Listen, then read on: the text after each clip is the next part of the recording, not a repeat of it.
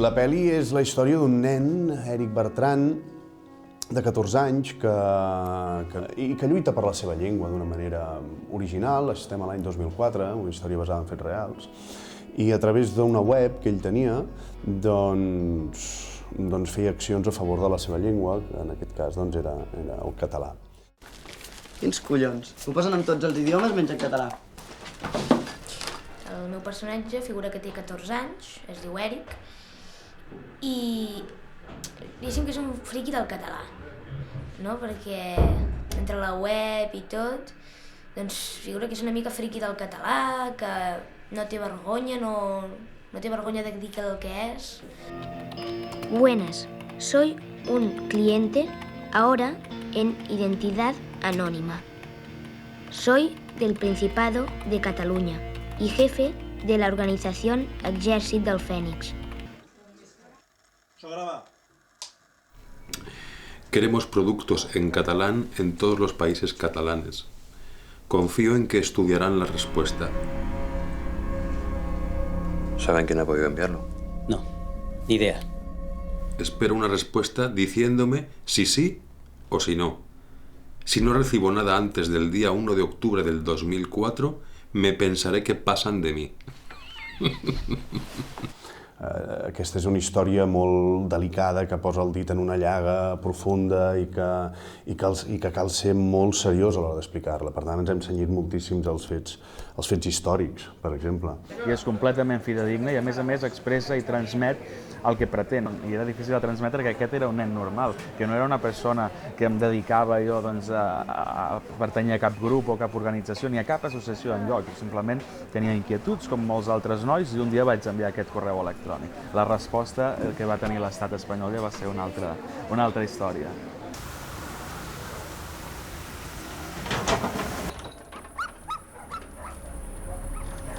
Soy el capitán Cardañosa.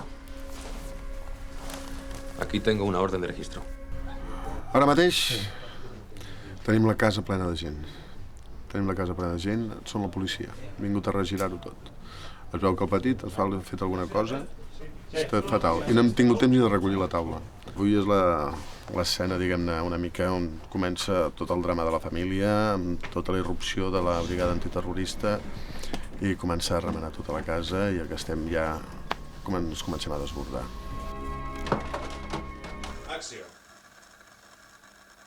Entonces, este capitán y estos guardias civiles se ponen en busca de quién ha escrito ese mail. Hasta que descubren que ese mail ha sido enviado por un niño.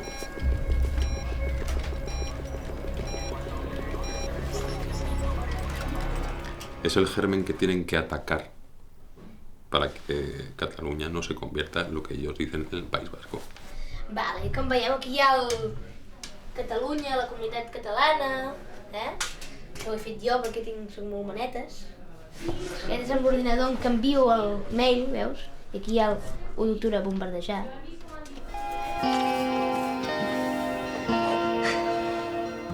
Amb el Nil ens va costar molt al principi trobar el personatge, el protagonista. Vam fer un càsting també perquè havíem pensat a l'escriure el guió i mirar el guió quan havíem imaginat el personatge i teníem idees preconcebudes de com havia de ser. I quan vam veure el Lluís Cardoner, doncs vam dir aquest és el nostre protagonista. Hi havia una diferència dels 300 o 400 nanos que vam veure, hi havia una diferència abismal. Era un nen superdotat, era un nen que agafava la seqüència i te la llegia amb un sentit comú i entenia exactament el que estava dient i bé, i ho vivia. O sigui, que fes el que et diuen i acabem amb aquesta història d'una vegada. Que les amenaces se les inventen ells. El que els fot és que defensa una llengua que no és la seva. I a més té un gran aguante. Perquè mira que l'hem apretat, pobret, en aquest rodatge, surt a totes les seqüències, a tots els planos, i jo, que m'encarrego de la part d'actors, doncs he sigut una mica exigent amb ell.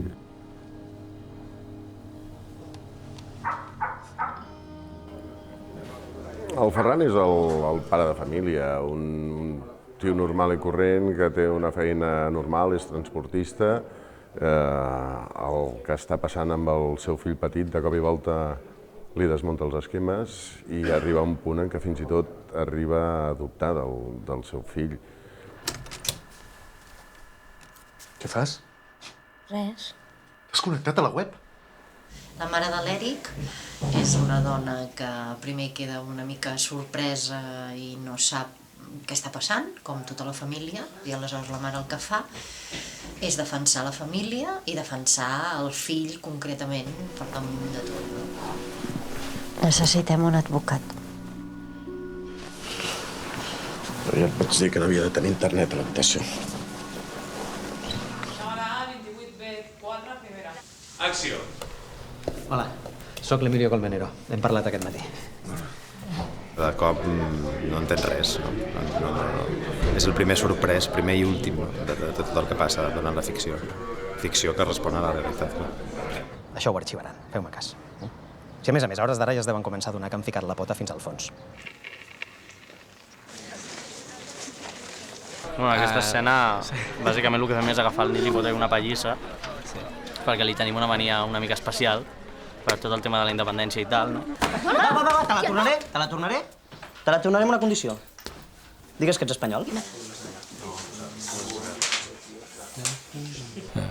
Jo, llegint el guió i fent els assajos que hem fet, tinc molt present al cap, molt, la personalitat d'aquells subjectes amb qui vaig compartir tantes hores de classe quan jo tenia 15 anys, 16 anys, no?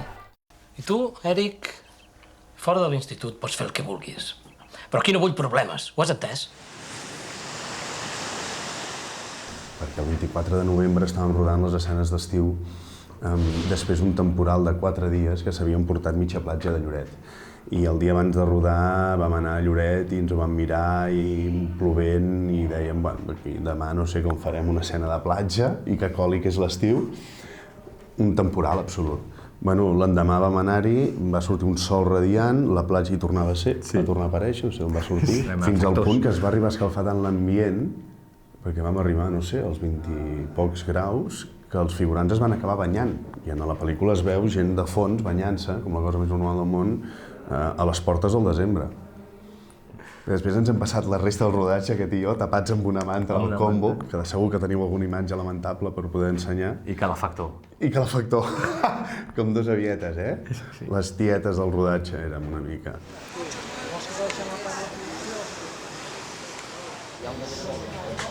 I m'ha fet molta il·lusió i ha estat un xoc per mi, no? Arribar aquí al rodatge per primer cop i trobar-me a mi mateix amb 14 anys, no? Només, i perquè realment l'actor, doncs, el Nil Cardoneu, fa molt bé i s'hi sembla molt a mi en aquest aspecte amb els cabells que li han posat i m'ha xocat, no? Dic, torno a Lloret després de bastants anys i precisament estic fent d'ela un altre cop i torno a tenir l'edat que tenia.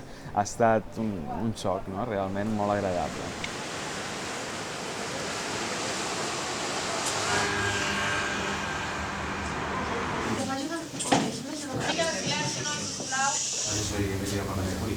Buenos días.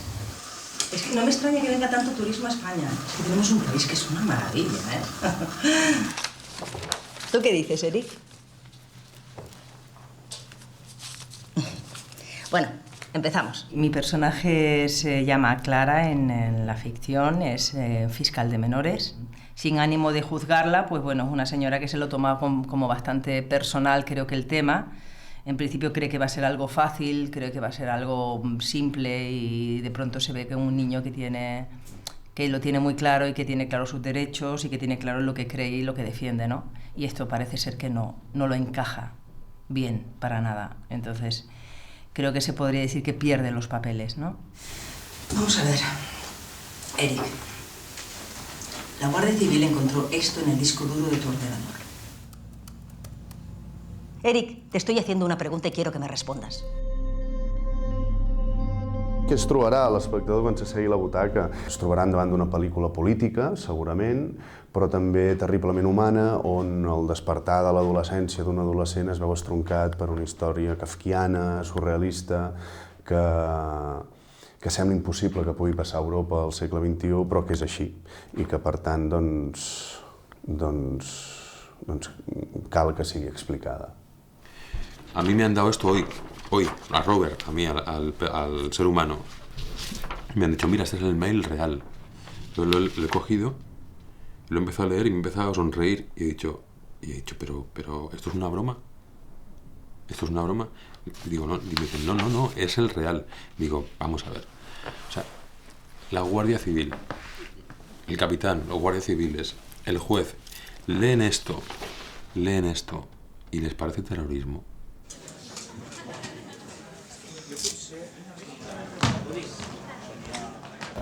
Estem gravant al Teatre Villarroel, representa un dels moments on l'Eric s'atreveix a explicar públicament la història, tot el que ha passat, s'atreveix a explicar els detalls, s'atreveix a donar la cara.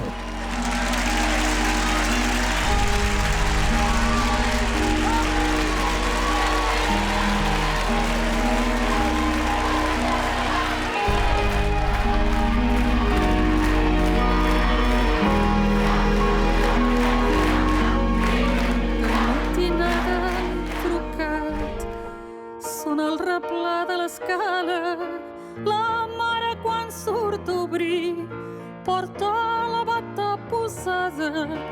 Què volen aquesta gent que truquen de matinada?